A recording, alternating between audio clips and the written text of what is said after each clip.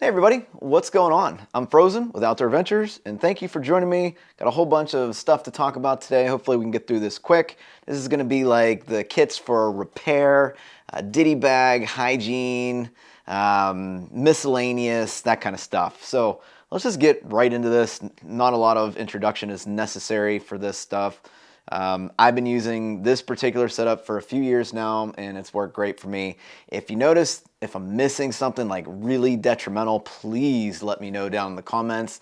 I know that I could carry an additional like 4 pounds worth of first aid stuff, but this is what has worked for me, and this is what I'm going to be carrying. All right, first up, I need a place to store all this stuff. It's going to be in a light AF small roll top ditty bag holder. So not a lot to talk about. It's made of DCF, pretty light, very durable. I've had one last for a through hike and several years after that, but I did get a new one a couple years ago. All right, this is the way that I prevent chafing. In the hot weather, I do chafe, and between A&D ointment and baby powder, it has worked exceptionally well. I'm going to be carrying this. This worked well in the AT, and I'm assuming it's going to work great in the desert as well. In my ditty bag, I will carry an extra smart water bottle cap. You wouldn't believe how many times I've broken a smart water bottle cap or lost one in town.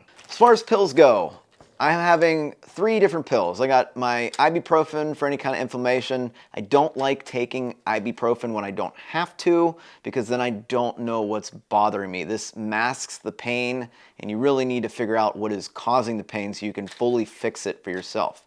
Also carrying some Benadryl, multi-purpose. I'm not allergic to any kind of stinging insects to my knowledge, but Benadryl definitely has a lot of uses out on the trail. Finally, I'm carrying some anti-diarrhea pills. It is no fun having Giardia. Luckily, when I had it, I was at home, but these pills were definitely a lifesaver when it came to getting me home before the Giardia set in. All right, this is an emergency only kit. I will probably never have to open this bag, hopefully. This is just some fire starter, some Vaseline soaked cotton balls. You're not allowed to have fires on the PCT, and for good reason. You know, there's tons of fire closures every year, and I will use this if I'm in an emergency life or death situation. I think it's very important to have a massive knife on trail, and this is the massive knife that I carried on the AT. This is basically a knife that's going to open my resupply packages and cut my toenails and take care of any ticks that I may have out on the trail. All these items work great. I've never needed anything more than this. You know, if I have to cut off an arm or something, then I'm probably screwed, but I'm going to be staying on trail, and hopefully I won't have any kind of really emergency situations. If I do have an emergency backup device that we'll talk about in the electronics video, and this pretty much lives in my wallet, my Z-Packs DCF wallet. All right, let's talk about this. Hygiene kit. Well, we'll talk about the toothbrush. Toothbrush Toothpaste. This is a travel toothbrush. I don't like it. I got it on Amazon. Probably stop in a gas station when this wears out and pick up a better one. And then just a travel size toothpaste. Also have dental floss, multi-purpose, not only good for hygiene, but I can then use my little sewing needle, which I keep in some masking tape so it doesn't poke a hole in my bags. And I can sew, you know, clothing, gear, really anything that I need to sew up. I also have another little needle here. This is just a safety pin. Can hold stuff together if needed, clip it to my pack or clip something to my clothes, whatever. But most of the time, if I get a blister, this is what I use to pop the blister. I kind of sterilize the end with a lighter and just pop the blister. All right, I do have a couple butterfly bandages. Never had to open these. In fact, I just refreshed them, so they look fairly nice and new. They're not all muddy and dirty, but I keep some butterfly bandages in my ditty bag. Most of the time for minor cuts and scrapes, if I need a bandage, I'll just use toilet paper and duct tape, which is on my trekking poles. I also have DCF tape, so if I get a hole, say in my ditty bag over here, or, you know, I've had to use this to repair my quilt when a mouse ate it in the Great Smoky Mountains on the AT. This is some great tape to have, Dyneema composite fiber tape. All right, also, if you're carrying a Sawyer Micro, I've seen people lose these more often than I'd like to admit. I've lost them myself, and this is just an extra O-ring so that you can still filter with your Sawyer Squeeze. It weighs like a gram. It's silly not to take one of these. You can get these on Amazon or from Sawyer or at your local hardware store. It's a no-brainer. I also have some super glue if I ever need to adhere two things together. This is part of my repair kit. I rarely use this, but it helps like to repair your shoes if you got something going on with it. This lives in my food bag along with my toothbrush and my toothpaste. It's just some emergency, you know. If you're not feeling good on the trail, you know, catch it early and get some vitamin C in you. This worked great on the AT. Sunscreen, it's gonna be hot out there and it's gonna be super exposed, not only in the desert section, but further up north at mile 700 in the Sierra when we get you know, the sun reflecting off the snow. I don't wanna get skin cancer. Here's some sunscreen. Got a new foot massage ball. Now on the AT, the last ball I had was like this blue, like spiky ball, but it was mushy, right? The little, whatever, the little spiky things were mushy. This is more focused on plantar fasciitis and trigger points, which was an issue with me on the AT. So I decided to upgrade. This is like one of them Rawology or whatever cork balls. Just get whatever's cheaper. They're all the same. They're made of cork. This is some Badger Balm, not only for feet and hands and cracked anything, but dry skin and lip balm as well, as long as you keep this clean. I hate when my feet are wet all day and then they crack. It's the most painful feeling in the world. It's worse than a blister, and this fixes it. Got a mini Bic lighter. I keep this in my Ditty bag just in case something happens to the one in my cook kit. All right, let's talk pooping.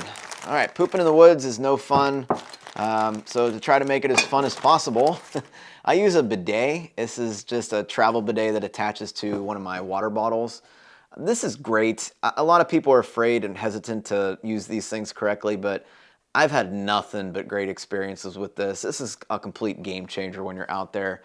I don't like using toilet paper. It's messy, it's gross, and this just is faster. I don't know, it's just faster and cleaner for me, and I feel better using it. Now, in this bottle are camp suds, and I just filled this up with a bigger bottle. I expect this to last pretty much the whole trip. You only need like 2 to 3 drops. It's very concentrated. It's biodegradable, environmental safe. But because I'm all up in my business with the bidet, I want something that's also going to kill viruses like norovirus, which is prominent on long hiking trails like the PCT. So this just lives in my poop kit and just add water kind of thing. This is the trowel that I got. It's lighter than my last trowel. It's 0.45 ounces. It's called the Deuce, made in Colorado by Tent Labs, and it's been great so far. I'm really enjoying this so far. I only use it on a handful of times. I also have toilet paper for at least the desert section. I know I'm going to be using the bidet, but toilet paper in the desert section just in case I don't have any water. And I also bring some wet wipes just to make sure I'm absolutely clean back there, or to wipe down at the end of a night. And this is just the Ziploc that I keep it in. All right, a couple more things, and then we'll wrap this video up. I'm trying out a new material fanny pack from Light AF. This isn't available yet. This is actually lighter than DCF. And it's pretty cool. We're gonna see about the durability. I'm specifically using this to test the durability long term, because we're not sure yet. But if this works out, this is gonna be a great product that is gonna be lighter than Dyneema. And I tried the whole putting my food in my bottom pocket on my backpack, didn't work. That's why I'm going back to the fanny pack. Here's an interesting item. So not only is this a obvious hitchhiking aid, you know, hiker to trail on one side, hiker to town on the other side.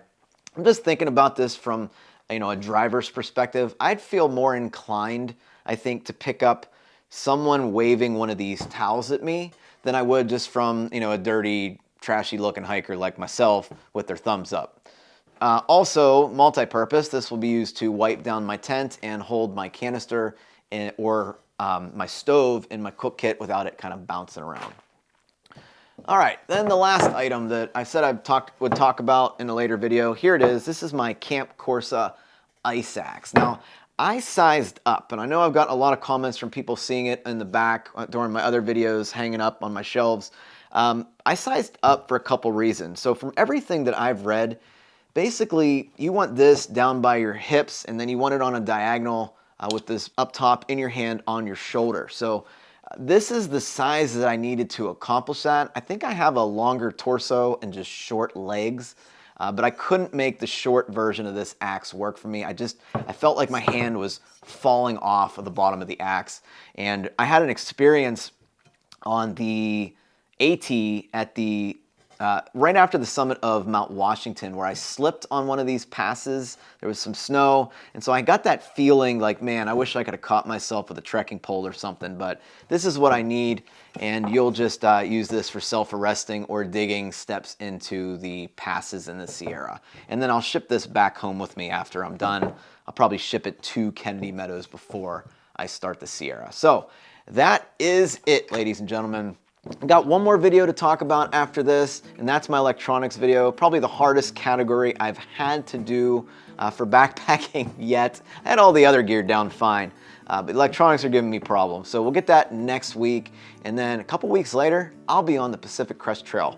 Thank you so much for watching. Let me know if I'm missing anything, and I'll see you in a couple weeks, guys.